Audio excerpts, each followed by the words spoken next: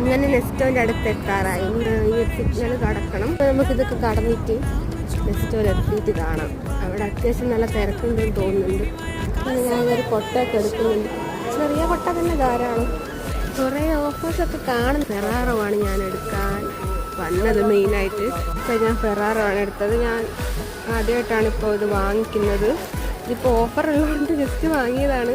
അപ്പോൾ ഒരു ഫെറാറോ എടുത്തിട്ടുണ്ട്.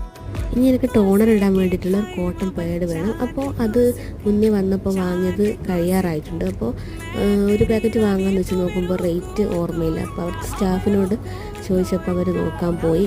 അവർ വന്നപ്പോൾ എനിക്ക് 3-in-1 പാക്കറ്റ് ഓഫറിൽ തന്നപ്പോൾ ഞാൻ അതാണ് എടുത്തത്. ഒരുപാട് സ്കിൻ കെയർ പ്രൊഡക്ട്സ് ഒക്കെ ഉണ്ട്, പക്ഷേ എടുക്കത്ത വിലയാണ്.